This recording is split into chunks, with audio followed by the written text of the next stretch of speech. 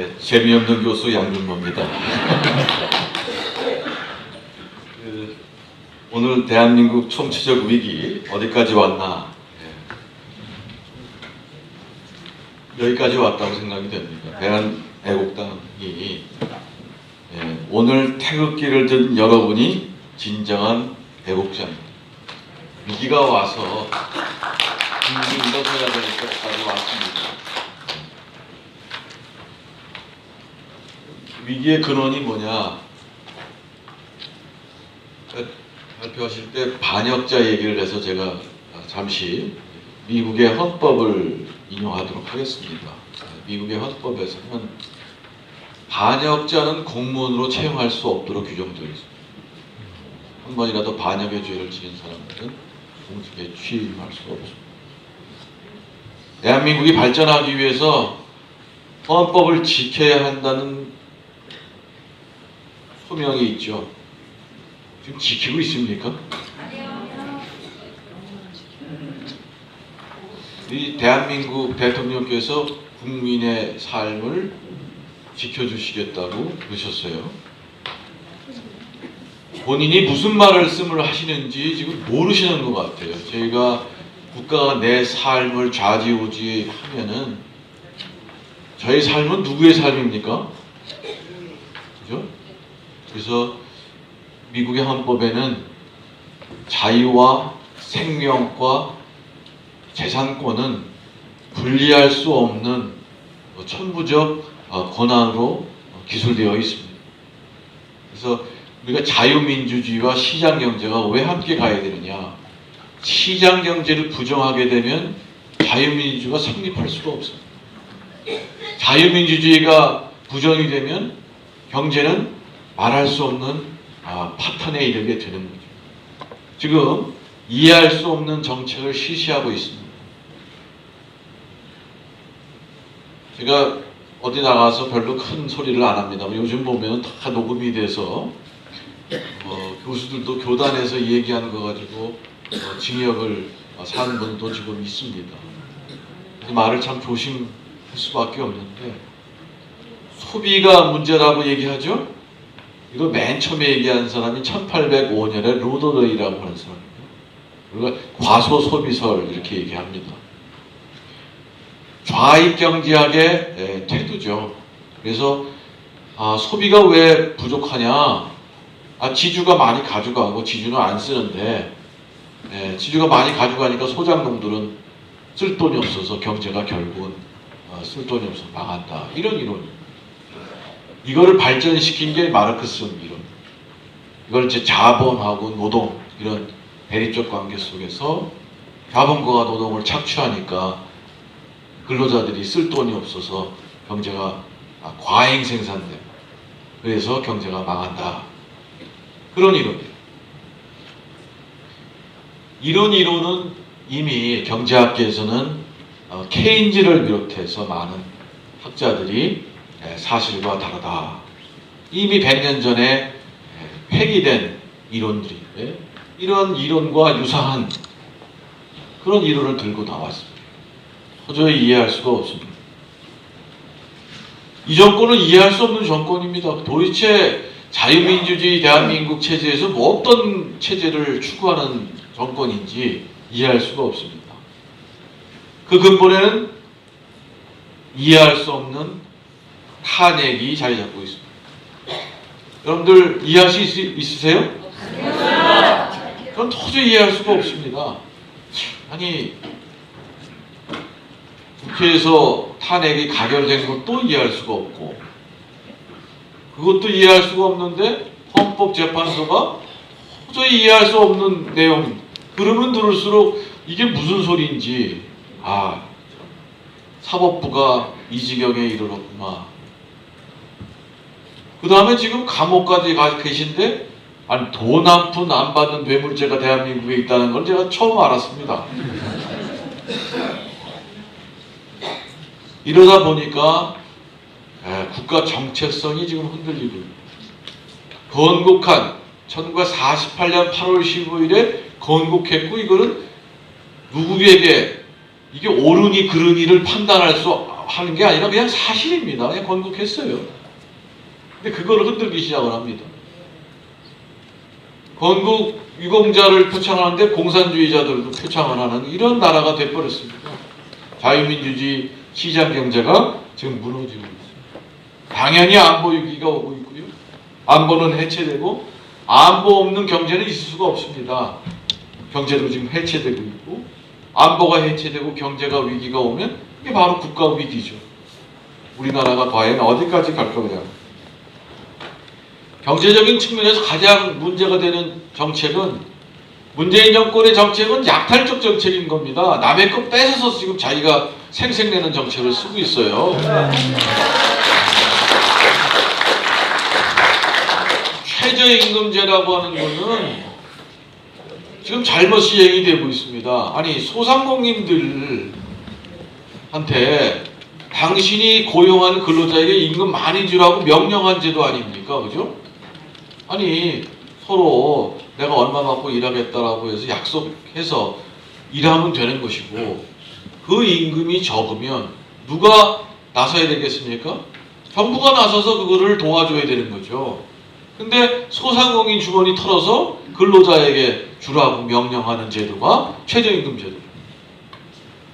고용이 늘겠어요? 고용이 늘지 않죠. 여유가 안 되는 사람들 이런 분들은 주고 싶어도 더 줄 수가 없으니까 못 주는 거 아니겠습니까? 이런 것이 바로 약탈적인 정책이라고 봅니다. 근로자의 소득이 증가했습니까? 아닙니다. 고용이 감소되면서 오히려 근로자들의 소득은 감소하고 있습니다. 카드 수수료 인하 얘기하고 있죠. 이것도 뭐예요? 카드 산업, 카드 기업, 카드 장사하는 사람들에게 카드 수수료 받지 말라는 정책 아닙니까? 물론 내가 수수료 안 내니까 좋겠죠. 그러나 이건 정당한 것이 아니잖아요. 다른 사람한테 정당하게 받을 수수료를 받지 말라고 명령한 것. 약탈적인 정책입니다. 부동산 집값 올려 세금 올려. 아니 잘 사는 사람 좀 세금 더 내면 어때? 이게 바로 그동안의 좌익들이 우리 머릿속에 심어놓은 약탈적 사고입니다. 열심히 벌어서 저축해서 부동산 사고 그래서 노후에 임대하는 사람들도 얼마든지 있습니다. 다 일목에 바로잡아서 약탈했느니 재벌이니까 뺏어도 된다는 사고를 우리 머릿속에 집어넣은 겁니다.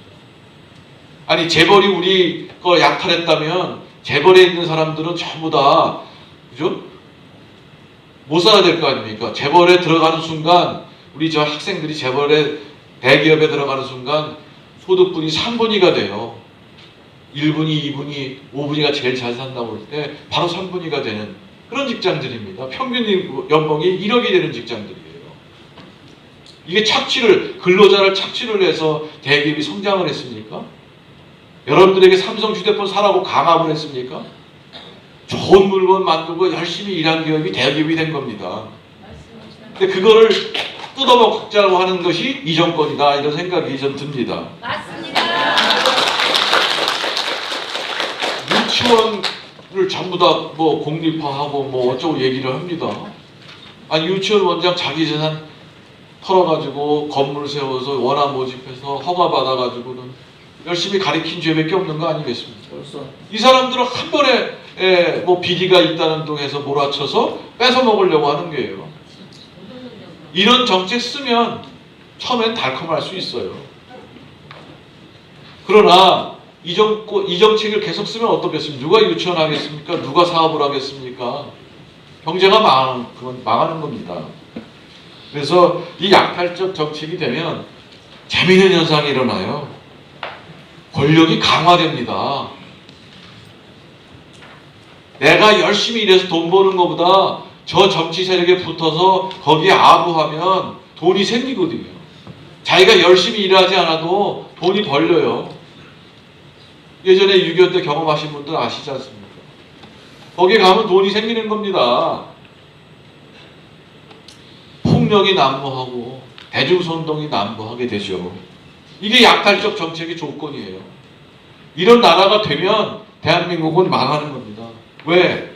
자원배분이 열심히 일하는 사람한테 돈이 가지 않고 복학아세하는 교수한테 돈이 가고 국가가 아세하는 정치인에게 돈이 가고, 일하는 사람들은 뼈 빠지게 일해도 자기 정당한 대가를 못 받는 나라가 되는 겁니다. 이런 나라가 되면 나라가 만인대 만인의 투쟁입니다. 점점 투쟁하죠. 여러분들 삶 속에서 어떻습니까? 점점 투쟁하죠. 점점 데모하죠. 나라가 망할 수밖에 없는 겁니다.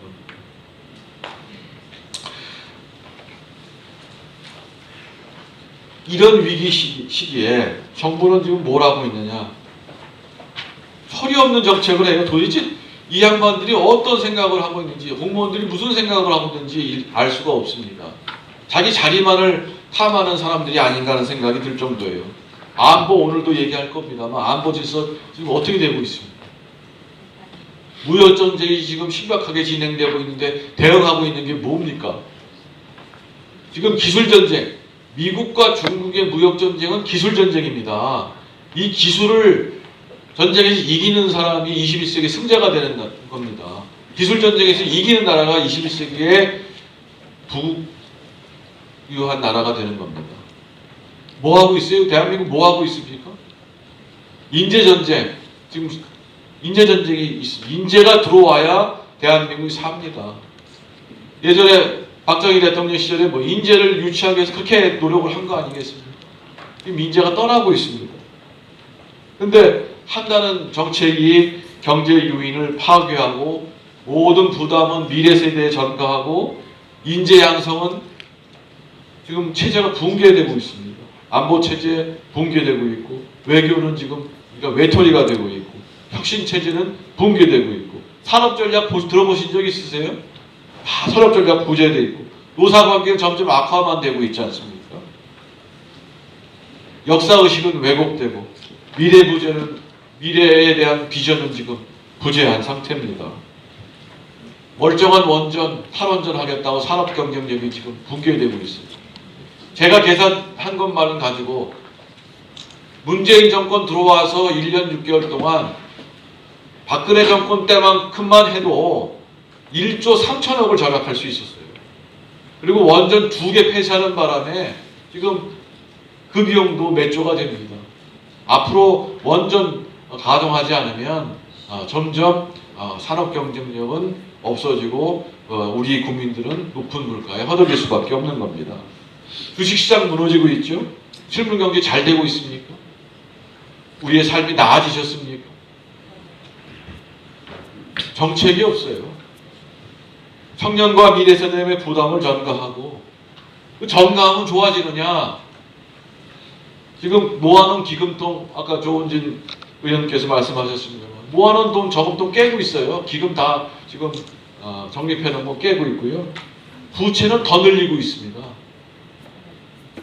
근데 앞으로 가면 뭐냐? 인구가 지금 고령화가 돼서 생산을 열심히 할 수 있는 그런 인구의 비중이 점점 줄어들고 있기 때문에 부담을 미래에 넘겼다고 해서 해결되는 게 아닙니다. 미래는 더 어려운 상황이 지금 전개될 거예요.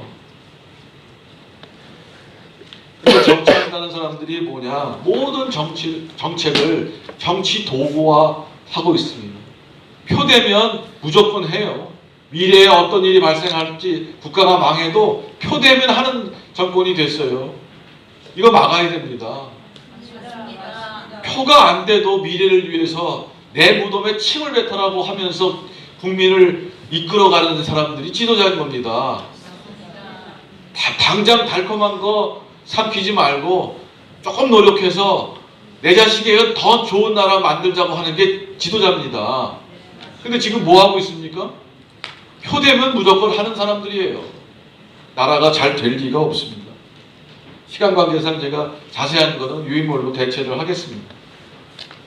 자, 문재인 정부의 선전 프레임에 우리가 환상만 지금 만들어 놨습니다.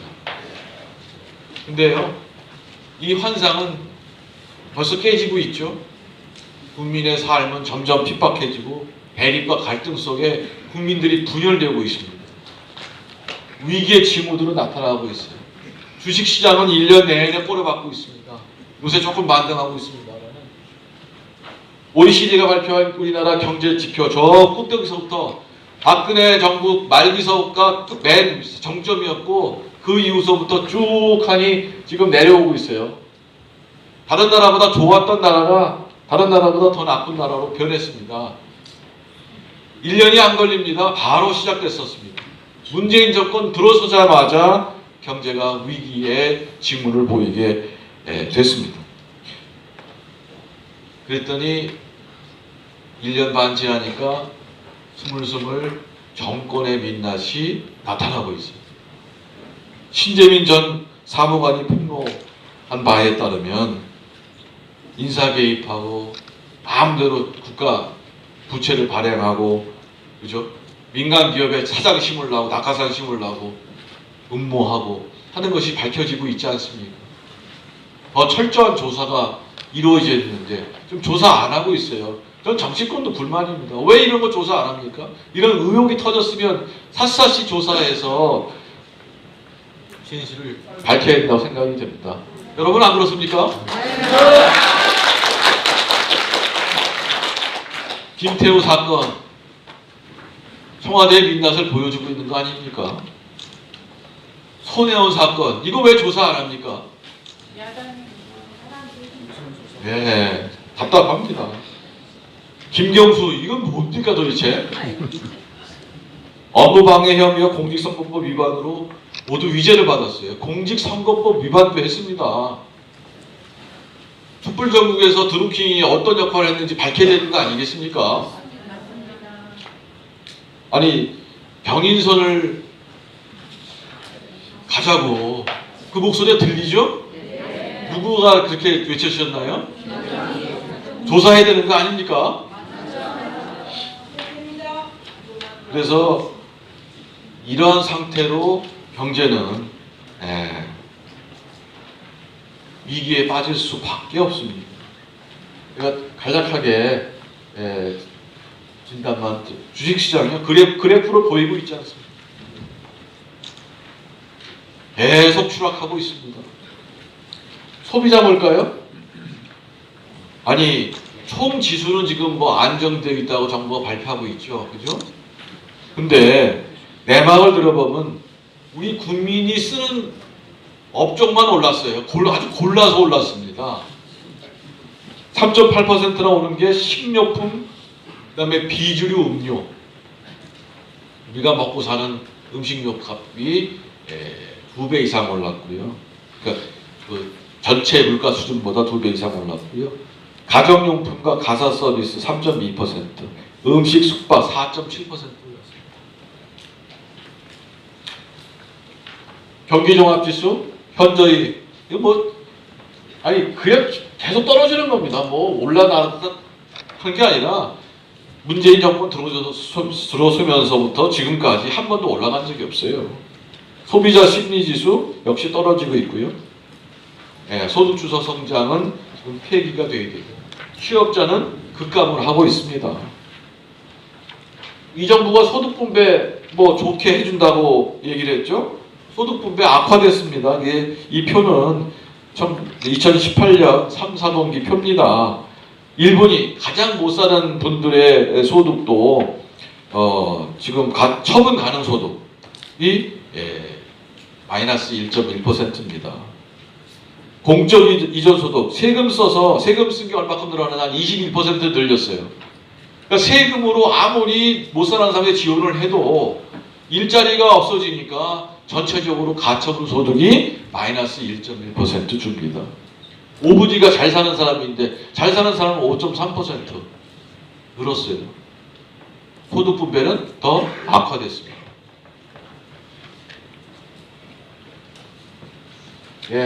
22조 4대강 4차례 감사했는데 54조 일자리 예산 감사해야 되고요.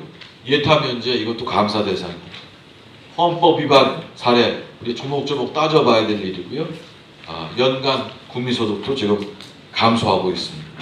그래서 지금 정리를 하면 자, 이 말씀만 하고 정리를 하도록 하겠습니다.